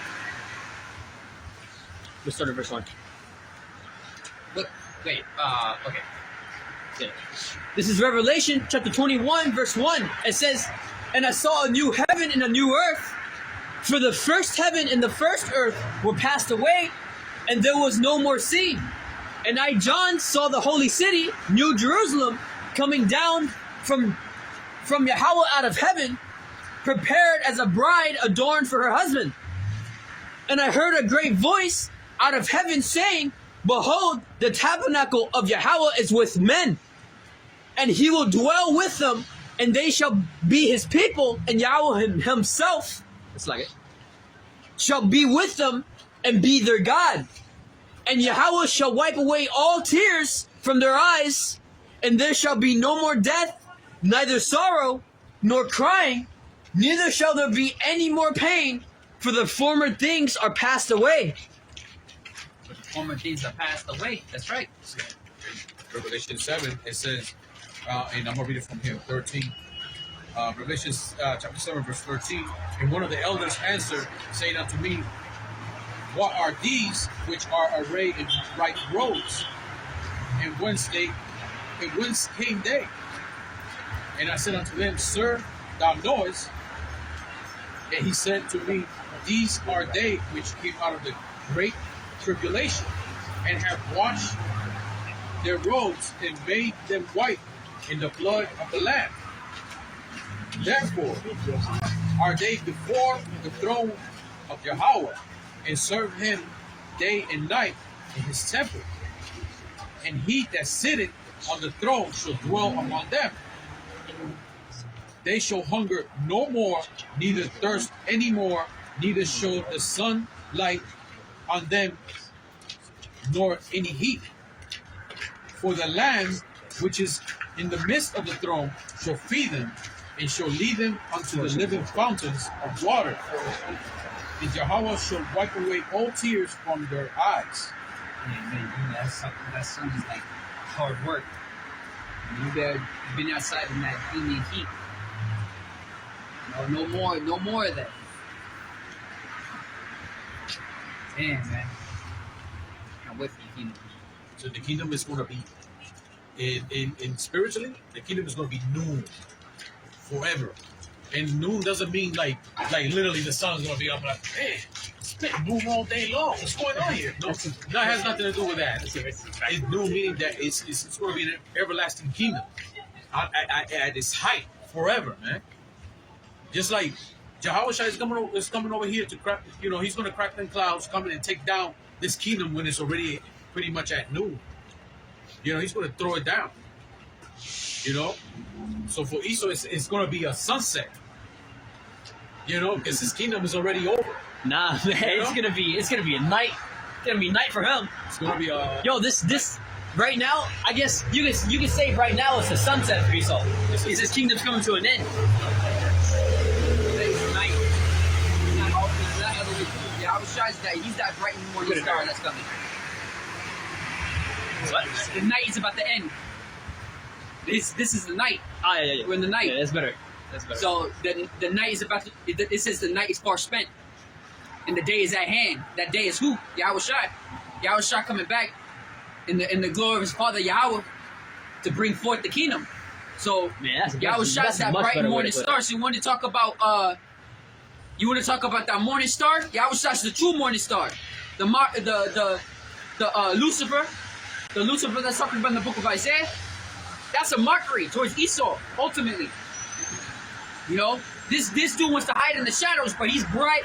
He's bright to us. He stands out. We know who this devil is, man. All right, but YAHAWASHI is going to reveal this devil, man. All right. So when that day comes, when that day is coming, man, that devil's going to be revealed just before the day comes. And when YAHAWASHI comes, that's when the day breaks. The day's breaking the night. That's what I was like, about to get. No, I was about to get to that. So basically, because Esau, you know, if metaphorically speaking, just put it like that, for lack of better words, you know, when Esau fulfilled that MOTV, What is going on? and he fulfilled, Don't worry about it. and his belly got full, when he thinks like, oh, in his mindset and his own puffiness and his own pride, he he thinks thinks finally he's at his height. Like finally, I got this. He thinks that his house is going to continue for all generations. That's what the scripture And talks then about. quickly, In his heart. when Yahushua comes in, Yahushua is the bright morning star. But to Esau, when all of a sudden hit the fan right there, it's quickly nightfall for him. You know, it quickly goes to night because Yahushua is gonna put Esau to sleep pretty much. He's gonna make Esau go 99. This kingdom's gonna go 99, man. Everything that he had built is gonna go down real quick, man. Look, it's gonna take just an hour for this place to go, man. It took generations for Esau to build everything that he has, just for all it to fall down In an hour. In an hour. Yo, Right. from the east part of the continent to the west part of the continent, that place is gone. Because remember, Yahawash's coming from the east. You know, Yahawash's coming from the east, man. So it's going to be from the east to the west. And you know what? It's like through the eyes of YAHAWAH, you know, through the eyes of YAHAWAH, Satan, when he will fall like lightning. It's gonna be like really quick, man. Did not Yahushua say that his coming shall be, like I said, you see a lightning in the distance? You want to get that? That's in the book of Matthew. That's the same one as I think coming from the east. it's either Matthew or Yeah. I think so, or Luke.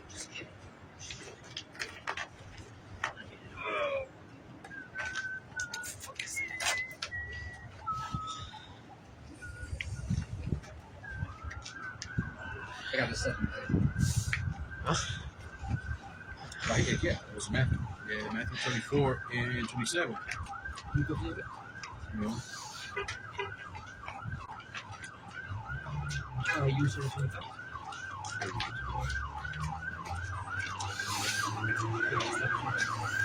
like you're gonna know. He's gonna know. Yo, you know the best example, or the best not example, rather best statement from the Apostle Rema. He mentioned it during the sit down over there in Dallas, over the beloved Aki from Dallas, right? And what happened in Dallas is that Apostle Rema, he mentioned that a lot of the prophet, like back then when the apostles were younger, all right, and doing the work, right, the prophecies in which they're prophesying about, it didn't happen. Not a lot of prophecies were happening. They were just speaking about it, you know, through the spirit and power of YAHAWASHI. However, you compare back then how it is now. We're living in the end times, man. We're watching it happen before our very eyes. You know, This is the time because all kinds of news come in simultaneously, man. It's like every 2 minutes, the last news already on news. That last minute's already on news, man. That's how fast it's going, man. So I'm going to read Matthew 24 and 25. Behold, I have told you before. Wherefore, if they shall say unto you, behold, he's in the desert, go not forth. Behold, he's in the secret chambers, believe it not. You know, there was a thing that happened, I think, sometime last year, I think. Not last year. I say 2024, maybe early 2025. There was a figure coming out trying to pretend to be that he's the Messiah. He was saying that he's the one or whatever. You know, I was trying to push it, but that was a huge fail. Yeah, I think I know what you're talking about. He was, in the end, he was arrested. He was a what? He was arrested? Oh, that was. I don't know. No, About that. that was a different one. I think that was a different one. You remember, right? This one was coming on social media. The one I'm talking about? Yeah, I think. This one was on social media. He was trying to gather all these religions of the world, trying to come up, and that was a huge fail. You know? You want to let us see if we agree? That doesn't only go with our doctrine, it goes with any other religion out there. Fine. And meanwhile, Amalek also was pushing those little flyer stickers that you can put everywhere. Oh, They say, yeah. saying the Messiah is here. That's another. Oh. The Messiah is here. And Yeah, I remember and that. when you That was and also in New York City. click click the QR code to know more information, and it takes you the information. It said he's coming to this temple pretty much in this secret chamber. You know, which shows that's another false Messiah. You got Jake that believe that shit though. So Believe anything. somebody's got to play the role. Man, Somebody's got to play it. Even like anything but the actual it's truth. the worst, horrible roles. But what do y'all about Shimmy Yahawashai? We don't got those roles. No. Kahalayim like Yeah. Shimmy Yahawashai. You gonna hear me? You gonna hear me say that a lot. You know, not just me, but I'm sure all you Aki, man. You know, all when you think about this stuff, all you want to do is give praises. You know? Yeah, bro. Yeah. We continue, Matthew 24 and 26 again.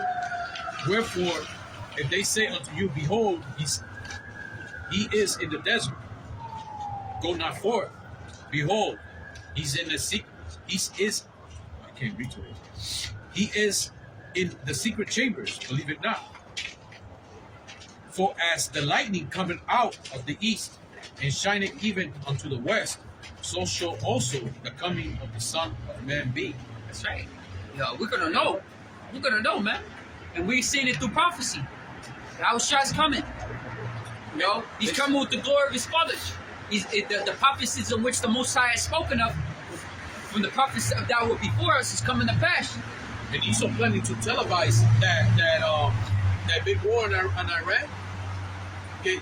According to Esau wants to show how heroic a soldier But is. is it going to be like the war? You know how it was World War II war photographers? Now it's going to be like what? War cameras, war tapes. Yeah, it says that all eyes going to look at that battle in the Middle East. You know, but all these nations going to gather up. That's actually it's prophetic, man. Because if that's televised like that, you know, and the whole world watching it, the whole world is going to get to see Yahawashai cracking them clouds. All eyes going to see him coming with clouds, man. Yeah, that clip that news I got that from Canadian president. He said he got information that that war in the Middle East is going to be televised. So when Yahawashai start cracking the clouds, everybody's going to see it, man. The whole world's going to see it. And those that scoff at this truth, y'all going to see it too. Y'all going to see it. This is they should be ashamed.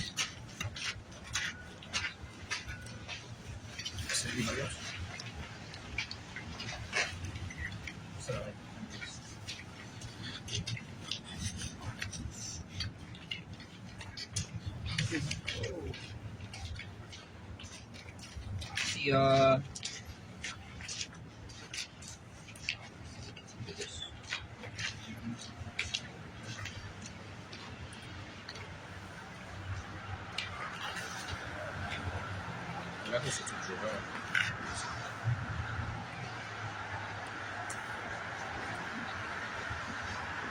This is Isaiah chapter 13, verse 13. It says, "Therefore I will shake the heavens, and the earth shall remove out of her place, and it says, in the wrath of Yahweh of Yahweh of hosts in the day of his fierce anger, it shall be as a chased roe, as a sheep that no man taketh up. They shall every man turn to his own people, and flee everyone to his own land." That's what's going to happen.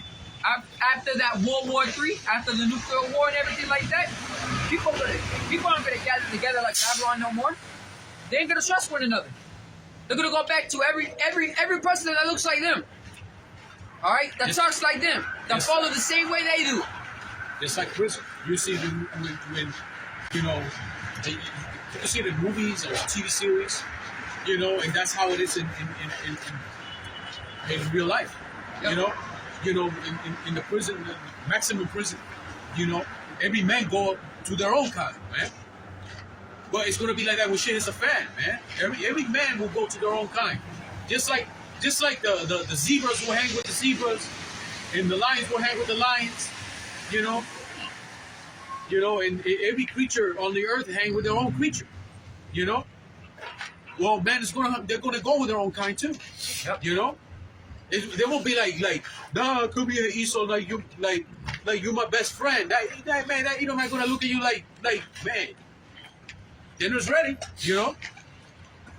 That's how it's gonna be, man. How about continue? I said, continuing, it says, verse 15, it says, everyone that is found shall be thrust through, and everyone that is joined unto them shall fall by the sword. Remember, it says, he that hopeth, he that hope, was it? He that helpeth and he that hopeth shall fail together. You know? You that want to cleave unto this world, and you that want to help this world, you both are going to fall together.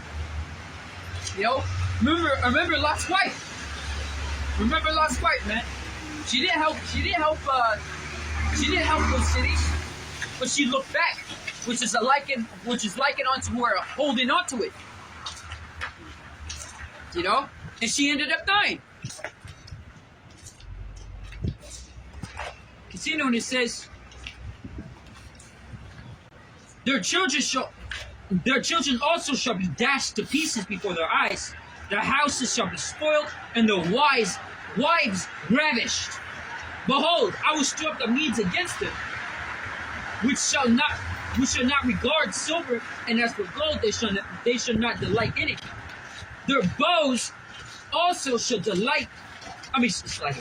dash the young man to pieces, and they shall have no pity in the fruit of the womb. Their eyes shall not spare children. Yo, man, especially when those nuclear bombs are shot, ain't gonna care about nothing. When you hear the fruit of the womb, that means pregnant women. A woman that's pregnant. Just carry the fruit of the womb. She carry a child. When those ICBMs are shot, it's gonna do a widespread AOE. All right, AOL effect. All right, it's just gonna obliterate everybody, everything. You know, all elements shall melt with fervent heat, as the scriptures say. Tell you what, man, those ICBMs don't discriminate. They don't discriminate, man. You're not going to see an ICA flying this way. They say, oh, so cute. You know what? I'm just going to hit that side over there. No, I'm just going to become a dud. You know? And just hit the ground. You know? Yeah, man. It's not going to happen like that. You know? It's going to be, it's not going to discriminate. It's going to destroy everything and everyone. Everyone and everything. Let's put it that way. All right? Right here it says, on Matthew 24, immediately after the tribulation of those days, shall the sun be darkened, and the moon shall not give her light, and the stars shall fall from heaven, and the powers of the heavens shall be shaken. It says immediately after the tribulation. You know, the first thing that I think is nuclear winter. That's the first thing I think, because when the best movie that I think of is the movie Road. The Road. Because there's gonna be so much smoke. There's gonna be so much smoke, man, in that day. It's so bright. Yeah, the road. Yeah, like sad. With the sun can't even pierce through, it's just cold all the time. Yeah, it's always cold. Yeah, imagine smoke that lasts for so long. You gotta remember, because these chariots are also going to put a cloud of light too. You know, just before that day, before that happens. Or who knows? Even when? We don't even know exactly when. See, we know that it's going to happen, but we don't know exactly how it's going to take place, and when exactly it's going to take place, and what sequence of events. You know, we don't know. Because I just part of the hope we're Bible not is sure, not written man. chronologically. Yeah, It has to be broken down too. but we're going to see it. We're going to see it before our eyes. You know? YAHAWASHI, YAHAWASHI. Stop listening in the snow. Yeah, it's still got more. It says, verse 17, it says, behold, I will stir up the Medes against them, which shall not regard silver, and as for gold, they shall not delight in it. Their bows, I saw it over. It says, their bows shall dash the young men to pieces, and they shall not they shall have no pity on the fruit of the womb. Their eyes shall not spare children. Verse 19. In Babylon, the glory of kingdoms, the beauty of the Chaldees' excellency, shall be as when the Most High overthrew Sodom and Gomorrah. It shall never be inhabited, neither shall it be dwelt in from generation to generation. Neither shall the Arabian pitch tent there, neither shall the shepherds make their fold there. But wild beasts of the desert shall lie there. Thy houses shall be full of doleful creatures. Owls shall dwell there, and satyrs shall dance there. And the wild beasts of the island shall cry in their desolate houses, and dragons in their pleasant palaces. And her time is near to come, and her days shall not be prolonged. And we're living in those days. So that's here like a desert, right?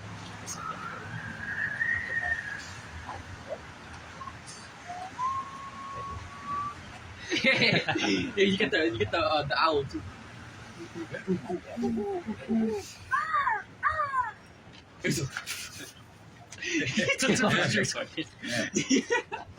It's even trees. Yo, you just remind me that scene, the beach scene. I think it was like that was like at the end of the movie where we do. Oh, that one, like the like a ship crashed on the beach. Yeah, that I don't know. I pictured that. It looked, you said it looked sad. It did look real sad. I think at the end of the It'll movie, make bad. It'll make Father bad. died. To be honest. Which made me think, man, I just hope we're in the chariot. Because I don't, even if you did survive the nukes and all the horrors that happen on the earth, now you have to be in there in a sad world for the time being. but this place would be like just burning, slowly burning. And yeah, there's going to be some regions that's going to suffer because some locations going to feel The Canada, like Canada. Upper Canada, Upper Canada is gonna be a wasteland, man. I just know that's the song. Yeah, I know. But the apostles say that Canada won't. There's likelihood Canada won't get hit by any of the ice beams. It's just gonna be mainly of just America in a whole. But the blast radius of these nuclear bombs, they're gonna be hitting the top part of America. It's gonna affect a bit of Probably Canada. It's going to affect Mexico. Probably the part It's gonna of affect Mexico. probably the part of Canada that's more up, like a more Yeah, further that's away what I'm from saying. It's going to affect Cuba, where Manassas there. That region right there, that's just pretty much an island across from Florida. You know? So that's an island that's going to be thrown rough phrasing there from scriptures. The islands will be thrown out of the way. There's a lot of, you see, we don't exactly know what's going to go down. You know, there's a lot of military bases in Florida, man. You know, so that's going to be a hard target too. In Florida itself, will probably go under the ocean because Florida is actually sea level. It's not any higher, it's not any lower. It's right there. The peninsula. It's a peninsula too. It's surrounded by oceans. You know, so all that is going to be affected, man. This is gonna snap off. Oh, and The whole state looks like it's about to snap off. the face of the earth. See, the thing about it, after all this is done, the face of the earth will be dramatically changed. You know, Louisiana, the state of Louisiana, that's below sea level. It's a land, but it's below sea level and it's protected by marshes. Between that land and the ocean, there's marshes that's keeping the ocean at bay. You know, all that could change. Yeah, all that's just going to be burned up. You know, Nobody's going to be inhabiting this land. Nobody's going to try to come and figure it out either. I'm done and tired of this place. this whole place is going to be a desert. But they say from space, this continent is going to look retarded, man. It's going to look retarded. It's going to be so completely altered. Yeah, we don't even know how the heck it's going to look. To be honest, we don't know. All we know is that the one that we're in the chariots and we see a land full of fire. That's it. I mean, fuck this stupid ass place. Fuck everybody who wants to stay in this place. This world. Excuse my language. I gotta use hyperboles, man. I gotta use the big adult words, the big boy words. words. You know, gotta use those hyperboles. Screw this stupid ass place, man. You know, to me, you know, this whole earth is going to be, after that, the earth is going to heal. You know, it shows like, there's a video about a chemtrail like in the sky, and the chariot went through it, and the chariot just went like, whoop, it cleared that whole area, made it like there was no chemtrail in there, and it continued on. You know, but So a lot of the work is going to be left to these heathens to pick up, man. It's That's- going to be endless employment. that's Aqua's evil word, right? That put that video up. Yeah, I think it was wow, man. That was Jima's gift as word. This one, he puts a lot of video about chariots. Word of life. Word of I life. think it's Jima's Yeah, it word of shows the life. face of YAHAWASHI. Yeah. That was a clear face, by the way. He's still clear. Yeah, he's always putting up videos. Yeah, you go on there, you can see clips almost every day. Is it that cloud that looked like the face? The cloud that looks like a face? That legitimately looks like a face. Like you can clearly see it. That's an aura. Man, that's an aura that the Lord is visiting already. It's it, but then it's physicality pretty much is going to reach the earth. Don't forget about that Super Bowl that happened years ago. Oh yeah, Yo, man, you can't even see his eyes, but you know that was an angel, bro. His hair was absolutely illuminating. It was literally glowing, like glowing white. Like it's so white, he caught it on the camera, no matter how big the crowd was. And then you zoom in on it, you can see it. You can see it was an actual person. But like sitting down, you can't see his eyes though. And he's like, I look at it like levels, like how the earth, how YAHAWASHI is visiting the earth.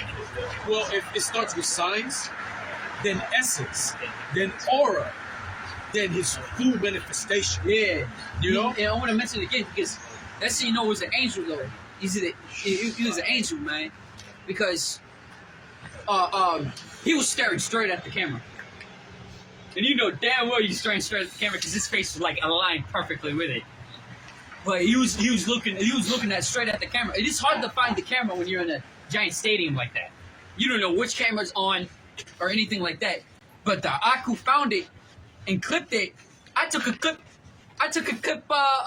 from the I found the clip on YouTube. You know, a clip with the I had to go through the former live stream of the Super Bowl I forgot. to the point where the Aqua's at. Oh, he said he got in the playlist. I forgot who was on because that was supposed to Lucy. Like who was Oh, show him the camera. Oh, yeah. who was doing the verses in that game? Oh, what is it?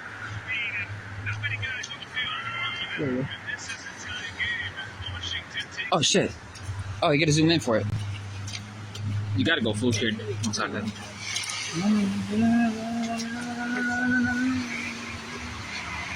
I wonder what team was going against what team. Like was it the Saints? It was Cowboys versus the Redskins. There you go. Because the Redskin represents Gad, Yeah. you know, and the Cowboy represents Esau, even though it was that name Cowboy was given by Judah. The score, I believe, was 7-7-7. It's right there, but you can barely see it. The score was 7-7-7. Yeah. I Is believe there- they were just about to score. The Redskins were just about to score the seventh score, with the Cowboys had 7. And it was It's so pixelated. You can clearly see what stands out. Let me see. You know that later. I know I had a later smoke. on I had a Esau- clip. Esau was, like, changed closer. the name from the Redskins because I guess Brother got a was clear complaining pic. about that it's racist. Yeah. But Gad was like, I have no problem, just leave it like that. But Esau changed it to I think the Commanders now. It's funny because it's funny how Esau gets offended. yeah, man. That's That how always it is. happens. That always They happens. they get offended for you, basically. On behalf. There was a point where He literally like staring at the football. yeah, he turned his head and everything. He's looking at it. He's like looking directly at it. People will call it fake until he turned his head. Mm-hmm. He's like on track with it. But I know there was a clear. I had a clearer one. Get my phone here to zoom. Right? I got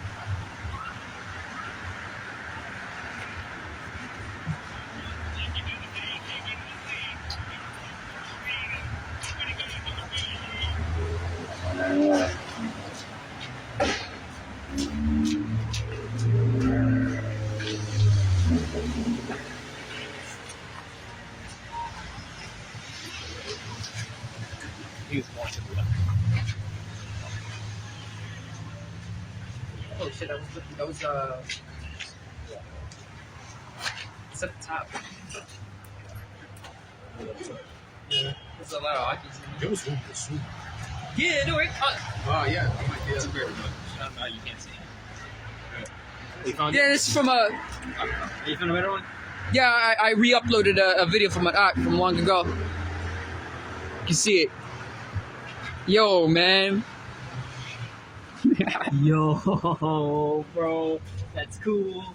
Yeah, man. Can't even see his eyes, man. Yo, let me see. Let me see. Let me see. That is cool. This was 7 years ago.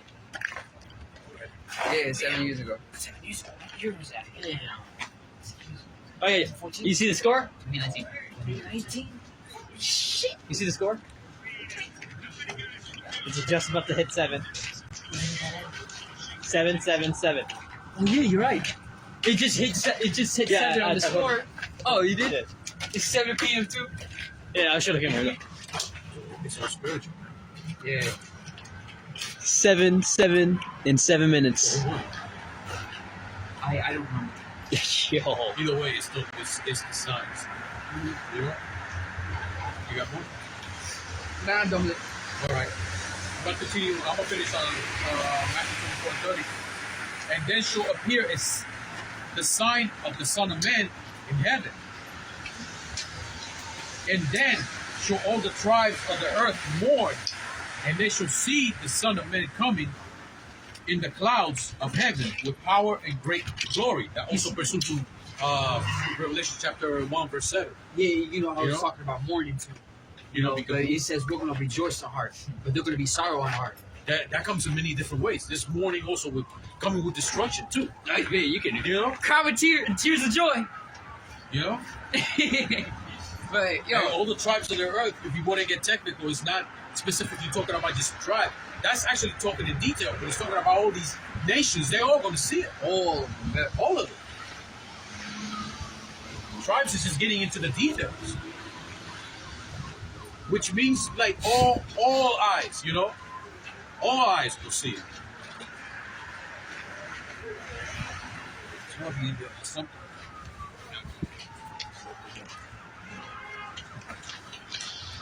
All right, everybody, get ready. Mais uma banhada para não. Rakata Yahawah. Rakata Yahawah. Rakata Yahawashi. Rakata Yahawashi. Rakata Yahawah. Rakata Yahawah. Rakata Yahawashi. Rakata Yahawashi. Rakata Yahawah. Rakata Yahawah. Rakata Rakata Yahawashi. Yahawashi. All praises, honor, and glory to Yahawah, BAHASHAM, YAHAWASHI, BAHASHAM. Alright, I want to once again get double honor, spouse, elders, great millstone. The one line that this cast session was edifying you, brothers, so you feel my sisters. We'll leave it off with the Shema prayer. So, Shema, Yasharallah, Yahawah, Allahayanawa, Yahawah, Ahad, Abba, Shalom, Aki, Shalom.